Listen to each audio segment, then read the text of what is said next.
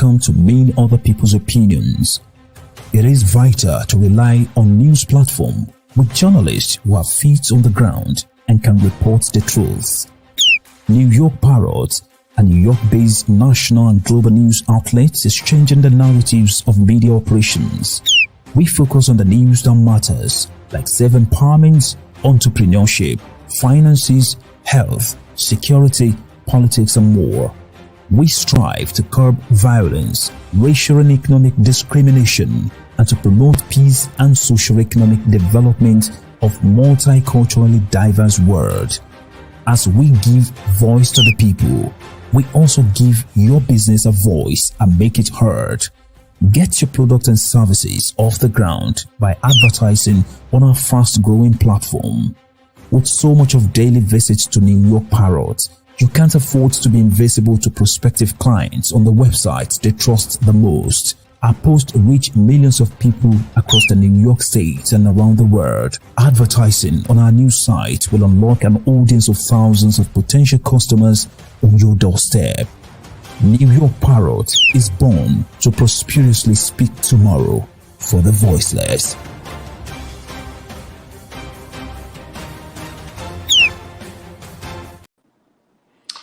Alhamdulillah.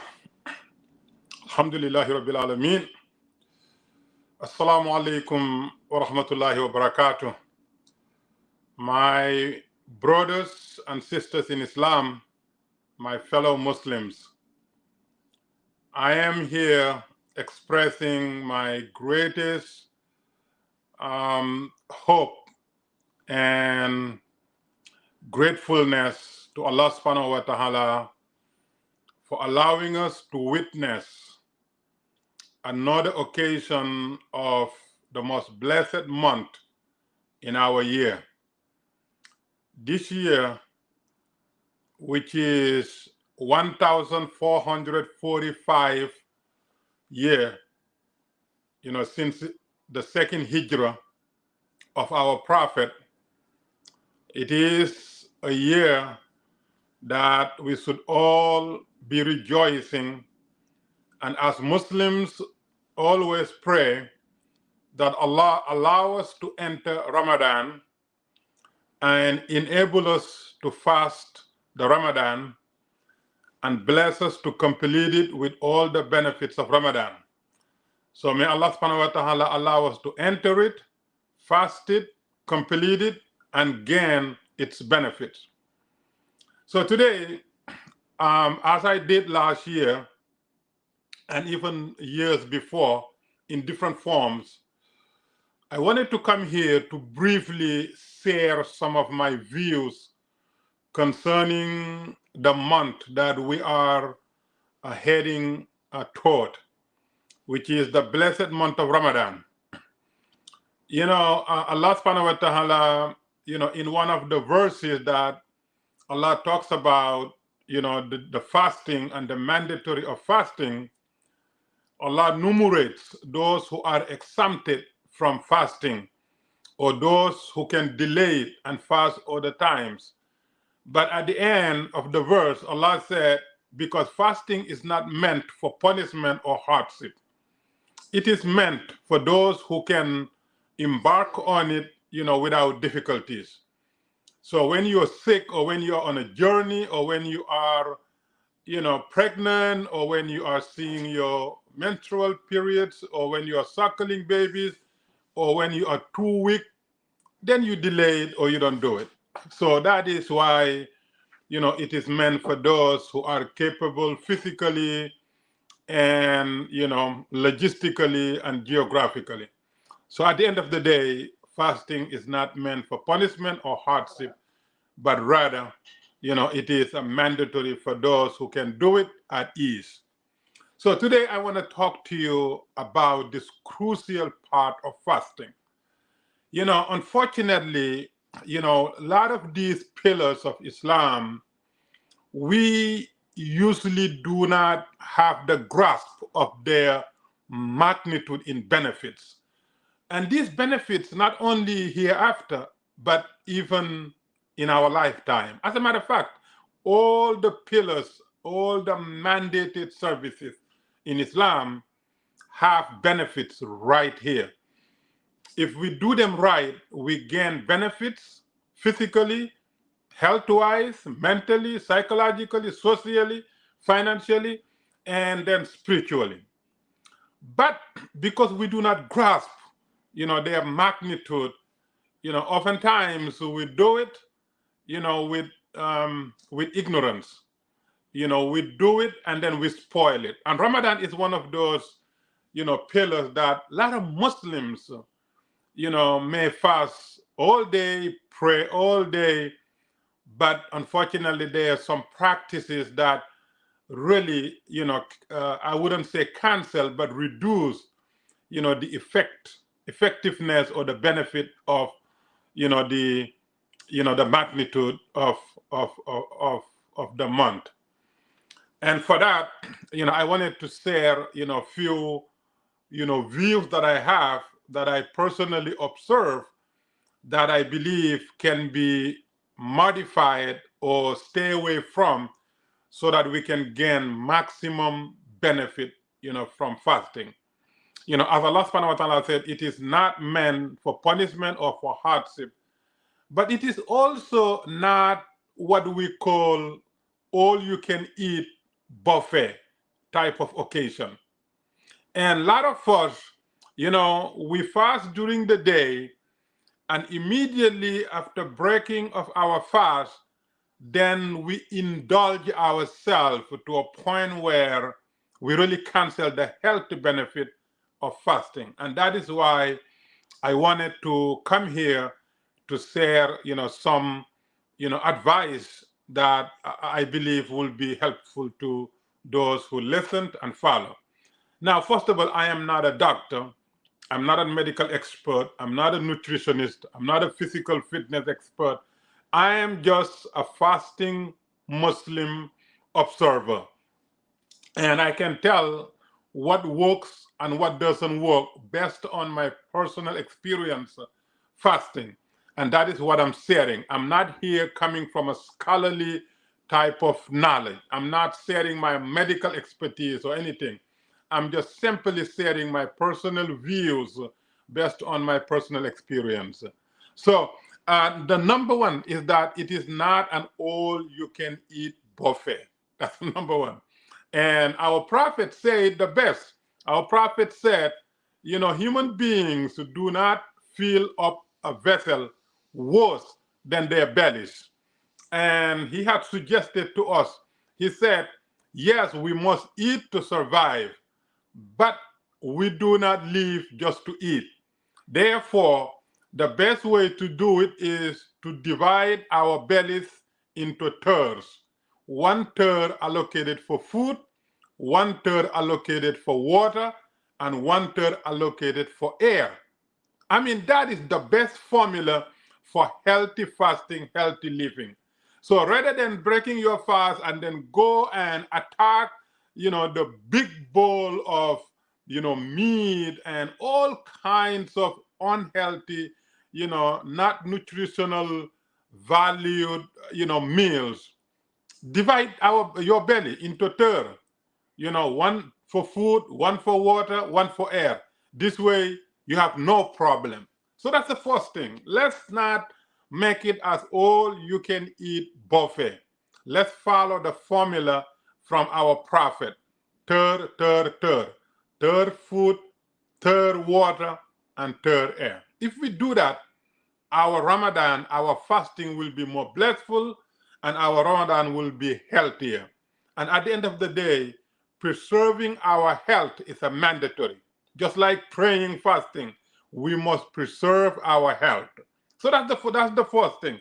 The second thing also is that, a lot of times, even in my own, place, up until 5 years ago, where I said, we're not doing it anymore. People are generous. Muslims who come from work, from home, from many places to converge, to masajid, and they bring all kinds of donations.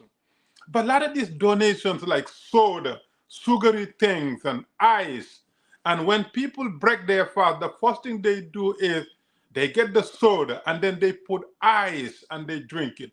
cold, sugary soft drink. Bad, bad, bad. Don't do it. You break your fast with warm, clean water. Nothing in it. Warm, clean water. Or they would say room temperature water and dates. That's it. Dates, water. That's it. And even, the water, don't put ice in it. If it's warm, fine. If not, just room temperature and dates. Nothing else. And if you're going to add anything, just add, fruits, some fruits, apple, whatever else, banana, strawberry, kiwi, or anything else. But do not just break your fast with icy cold soda and then all of a sudden attack a heavy meal that will take long time to digest. Don't do it. So water and dates just to break your fast. In most cases, people, they do that, and then maybe they can have, a cup of tea or a cup of coffee, and then they go pray, which is great. This way you divide the timing. You break with water and dates, and maybe you can have a cup of coffee or tea, whatever, or maybe you can have some fruit. Then you go pray your Maghrib prayer. Then after prayer, you do your nafil, whatever, your sunnah prayer, then you come back now and, you have your meal. The meal should not be all you can eat buffet again. It must be valuable meal, meaning nutritious. It shouldn't be something that tastes good, feel good, and abundantly available. No. Don't forget, you're fasting to preserve your health. Therefore, don't break your fast and destroy that. So the meals must be very selective. It should not be something that will destroy your health again. Now, I'm not going to tell you exactly what to eat, but all I'm saying is that whatever you eat for meal must be nutritious, must be healthy, and must be something that gives you energy and something that will nurture your body. Not just fill up your belly, but nurture your body. What that is, you would know, or you can consult with your medical experts or your nutritionist or experts. But all I'm saying is that do not put heavy meals that have no nutritional value, into your system. And then when you do that, especially you do it right before you go to bed, that takes so long to digest, and it's not good for your system, and don't do it. So again, let's break our fast with warm water, dates, fruits, maybe a cup of coffee or cup of tea. By the way, no sugar. No sugar at all. You can drink tea and coffee without sugar. Or if you have to have sugar, maybe brown sugar, a little bit of brown sugar, but preferably no sugar at all. Make it a little bit light so that it wouldn't affect you with the bitterness. Because we must stay away from sugar and salt. Right now we have, epidemic of diabetes and high blood pressure and obesity. These are all, can be contributed to our lifestyle. So therefore, we must modify our lifestyle. It's not everything that is edible we eat. It's not everything that is available we eat. We must be selective. Only eat what is nutritional and what is beneficial and what is helpful to our bodies. Otherwise, we're just destroying ourselves and wasting our money. Do not use Ramadan as, again, all-you-can-eat buffet. And also, one of the other aspects of Ramadan is the West. Allah subhanahu wa ta'ala said in the Quran, it said, eat and drink. Wear your beautiful clothes, celebrate, but do not be wasteful. Because wastefulness is haram, is prohibited. Celebrate with what you have, eat and drink, but do not be wasteful. Please, this has to do with, the traditional sunnah, practice of eating together. This is Muslims all over the world, we eat together. Instead of having individual plates, we serve in a big container and everybody, eat, from it with our hands. Now, this is sunnah, this is great. However, we have to estimate what we can finish and what we cannot finish. If we know that what is before us cannot be finished by the people around it, let's divide it. We should not touch food with our hands unless we know we can finish it. It's better to parcel it, and then if we need more, we add more until we're done, rather than, yeah, well, it's Ramadan, we have a lot of food, and if we don't eat it, then we put our hands in it, and then we full, and half of it is not eaten, go to waste. Wallahi, this is haram. This cancels our Ramadan, because there are hunger, globally. There are people who do not have, even the dates to break fast or even clean water.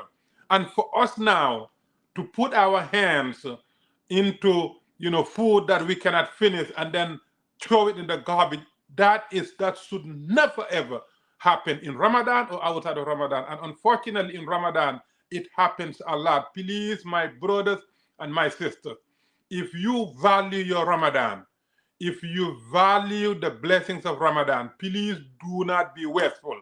Yes, it is sunnah to eat together. Yes, it is beautiful practice. It is traditionally for Muslims.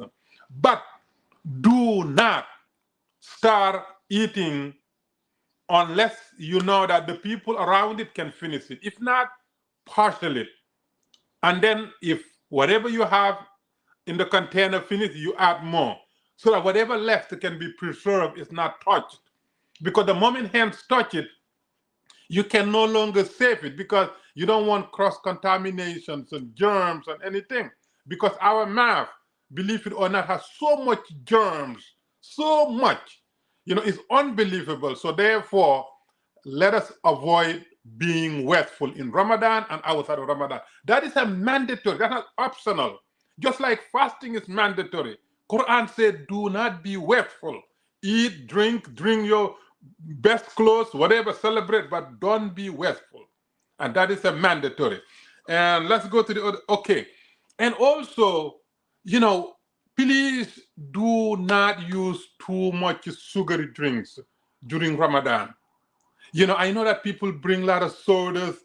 I wouldn't name the company so they would sue me, but I'm talking about soft drinks. People are generous. Muslims are generous, and they triple and quadruple their generosity during Ramadan, and they bring tons of cases of these soft drinks. Please tell them, bring us water. Bring us water. Bring us water. We don't want sugary drinks, because it will contribute, to our unhealthiness, and it will cause us late, and it will cancel the healthiness of Ramadan. So forget about sugary drinks, soft drinks of all kinds, by the way. I wouldn't call any name, but any sugary drinks, stay away from it. And those who do like porridge, whatever, with dairy, they put ton of sugar. Number one, dairy we should avoid, we should minimize it. But to put 2 tons of sugar also is like committing pretty much suicide. Let us avoid any dish, any food that require a lot of sugar. No matter how tasty it is, no matter how cultural, how traditional, but avoid it, because sugar is killing us. Sugar is killing us. So you have your tea sugar, you have your juice sugar, you have your soft drink sugar, you have your porridge sugar, everything sugar, sugar, sugar. Not good. We must preserve our health, because that's a mandatory. So please, once you break your fast, avoid drinking these sugary things. Avoid eating food that have a lot of sugar added to it. And now let's go to the day. Before to the day, let's go to the suhoor. A lot of people do not get up and eat. Please get up.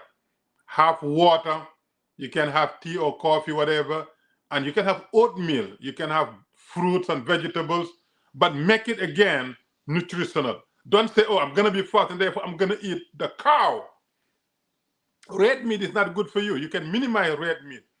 I'm not saying don't eat it, but minimize red meat. But you can have a lot of fruits, a lot of vegetables, oatmeals. You can have a lot of grains. things that are valuable. And if there are places where you can get, non-dairy milk, use non-dairy milk. Anything that can reduce sugar and dairy and red meat and soft drinks must be practiced. Very, very important. So therefore, get up. Not only must you get up and pray Fajr, but it is sunnah to get up and then eat something, even if it's dates, eat dates. Drink water, eat dates or banana or apple or whatever's available to you. If oatmeal, whatever. But, just, have something. Then, you pray Fajr, then you begin your fast. And now, also, when we fast, we must have positive mental attitude. We must have positive mental attitude, because Allah subhanahu wa ta'ala is telling us the benefit of prayer. Why prayer is beneficial? He said because it connects us to Allah subhanahu wa ta'ala. When you pray, it connects you to Allah subhanahu wa ta'ala. Therefore, when you have a positive mental attitude, that means you keep things in proper perspective. You don't want to fast and be negative, be angry, grudging about everything. No, don't do it. Just have a positive mental attitude. Know that this is the most beautiful occasion. What would have given you, a conversion of 1 to 10, now give you 1 to 700. Whatever you do, Allah multiplied 700 times. Imagine that. Imagine how beautiful of an occasion. But when you don't have a positive mental attitude, then all the blessings is denied, because you are, you're so pessimistic and you're so negative, and it reflects on your fasting. So have positive mental attitude while fasting, even when you're not fasting. It is very, very healthy practice. Positive mental attitude. Also, reading, we increase the reading of Quran. Excellent. Beautiful is a component of Ramadan. However, those of us who are not, scholars, it is better to concentrate on understanding the meaning of Quran rather than reading 2 juz, 3 juz, whatever, finishing the Quran every 10 days. Even if it's a short, chapter, and you understand the meaning, it's more beneficial, because after all, it is the knowledge, the commandment, the do's and don'ts, the promises and the warnings and the instructions that are beneficial. Now, it is great when you listen to Quran being read beautifully, tajweed, but it is more beneficial when you understand the meaning. Imagine now every day you take 1 chapter and then you read the meaning. The good thing is that Quran has been translated in most major languages. So I am sure, almost everyone can now find a language that Quran is translated into and read the meaning. Reading Quran alone is fine, but read the meaning if you don't understand the meaning. If you're like me, concentrate on understanding the meaning. Very, very helpful. Try to memorize as much as you can, but understand the meaning as well. And during Ramadan, part of the health of Ramadan is socialization, positive socialization with our neighbors, whether they're Muslims or not. Don't go to gatherings and places that will entice you to sin or to gossip or to be idle. Don't do it. But let your neighbors know that we are fasting, but that doesn't mean you are isolated. You are abandoning them. You're not fulfilling your neighborliness. Socialize. Let them know that Ramadan or not Ramadan, the obligation of being a good neighbor is not suspended, except in a place where there's haram socialization or something that will entice you to do something wrong, or a place where people gossip and talk bad and do nothing. Just because Ramadan, we must be productive. We must be productive. But socialization, positive socialization, is being productive. And also, a lot of Muslims, they spend all night praying or eating and spend all day sleeping. Don't do it. Don't do it. Night is for sleeping. Day is to go and seek Allah's, bounties. And if you don't have any work, at least study. Spend time, study, socialize, read Quran, read the meaning of Quran,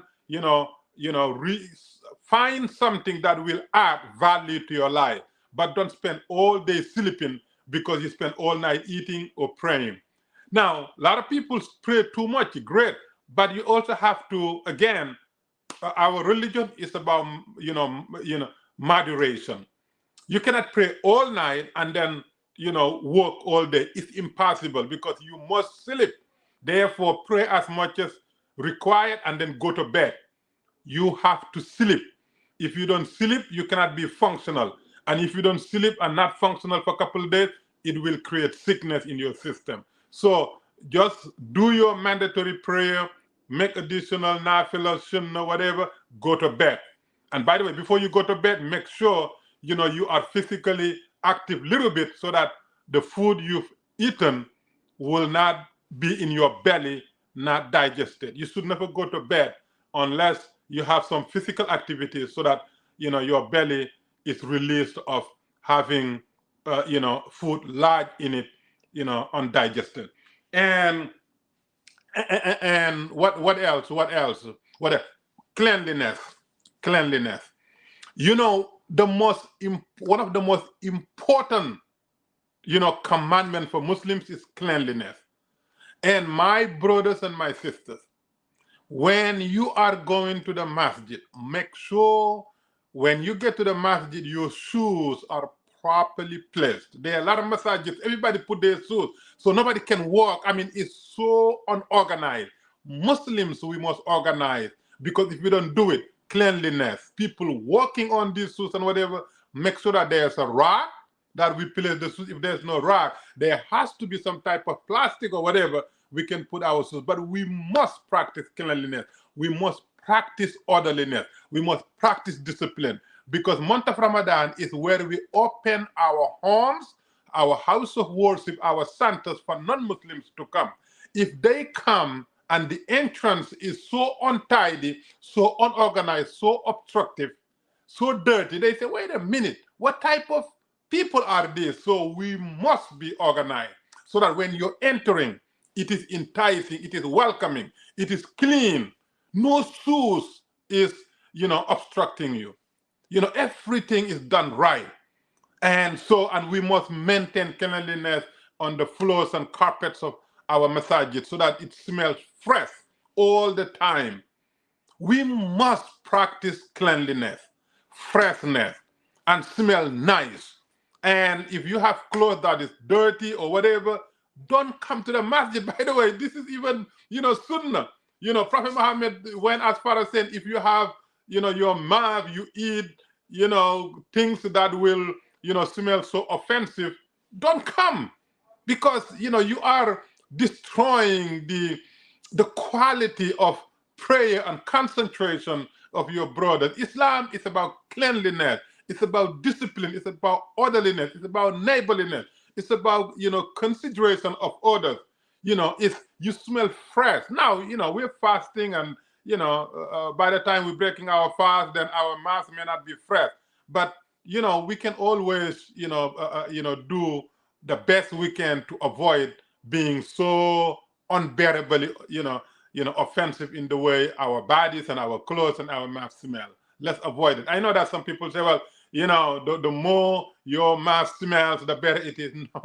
No, we can, if you cannot avoid it, fine. But, if you can minimize it, you minimize it. I understand the nuance and arguments, but all I'm saying is that, people must be comfortable around us in all regard, their safety, every single thing. Let's do that. And what else? What else? And we must also be, when we say generous, we must be generous, but we must also be selective in our generosity. And let me explain why I'm saying this. We have millions and millions of poor people. They're poor not on the fault of themselves. Allah subhanahu wa ta'ala give them what Allah subhanahu wa ta'ala give them. We must be selective. We must be very generous but selective. But there are people, who are not poor because, it's natural to them. They're poor because of their lifestyle. And for us now to continue to feed off their unhealthy lifestyle, that is a waste of money.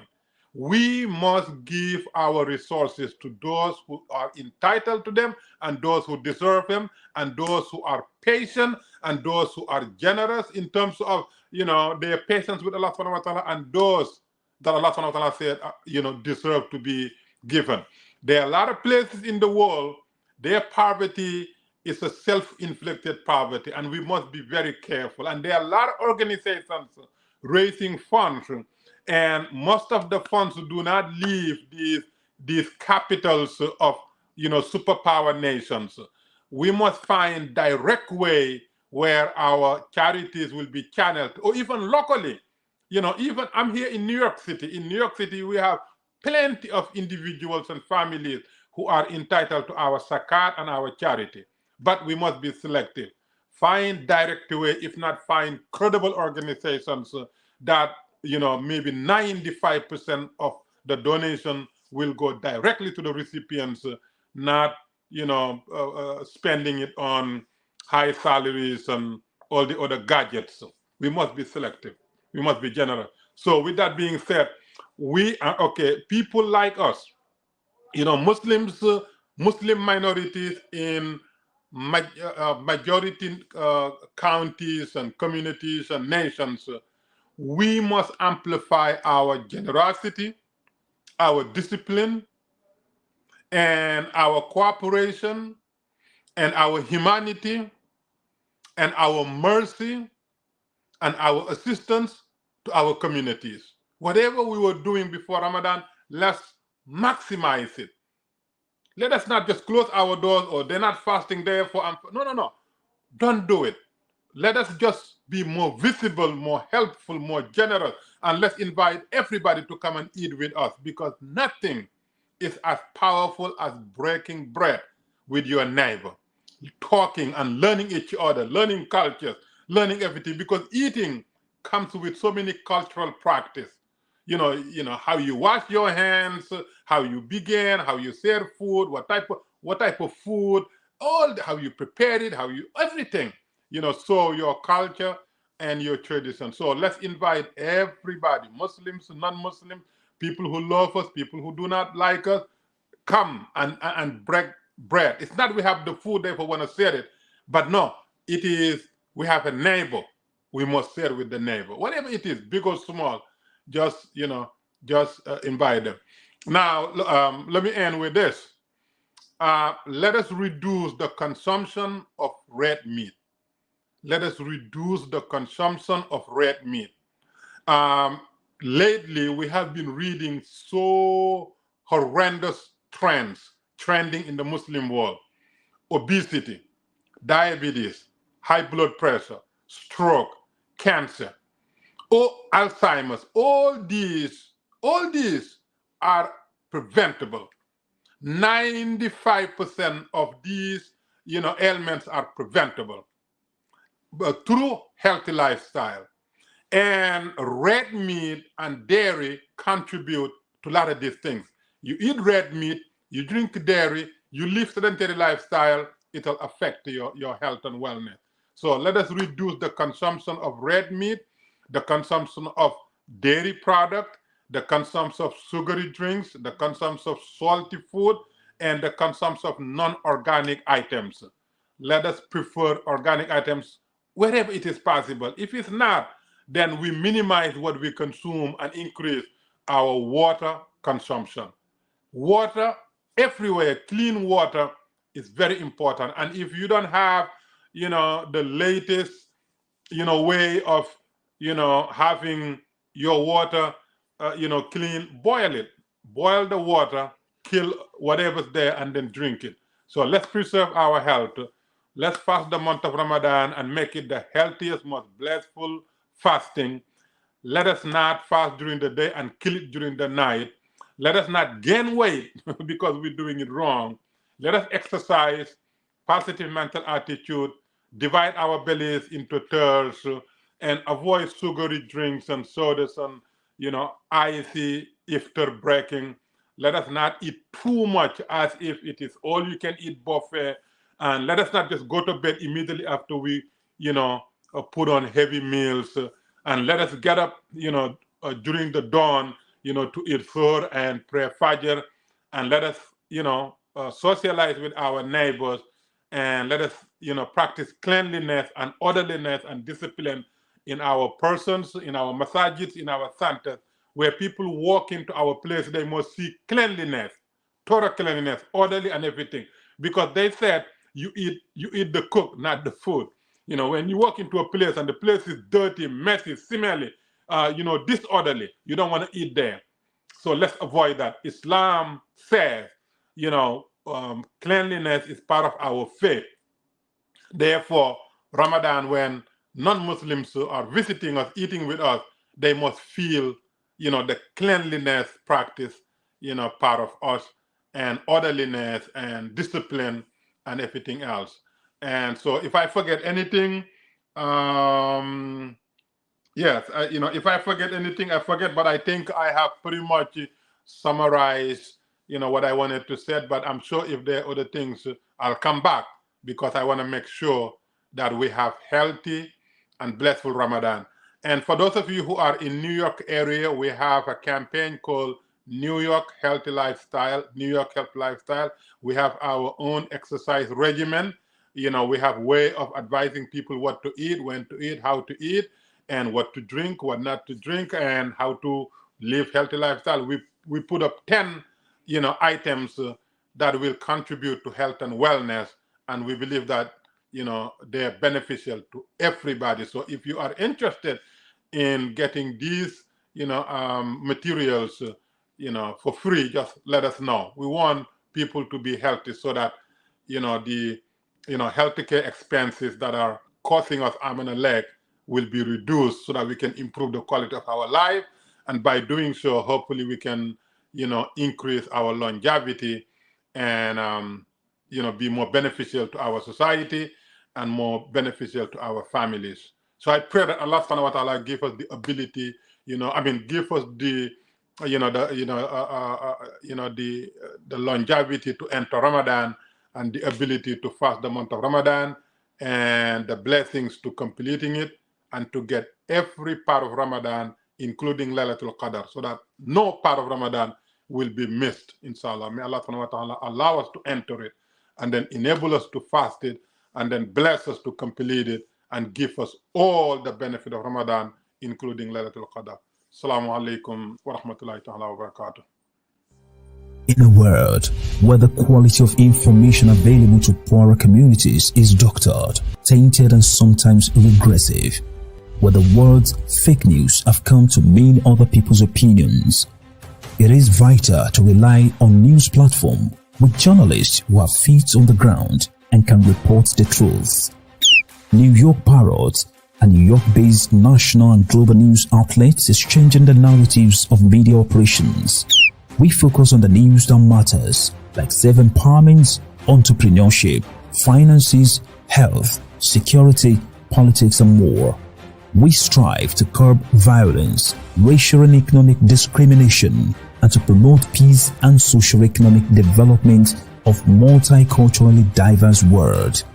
As we give voice to the people, we also give your business a voice and make it heard. Get your product and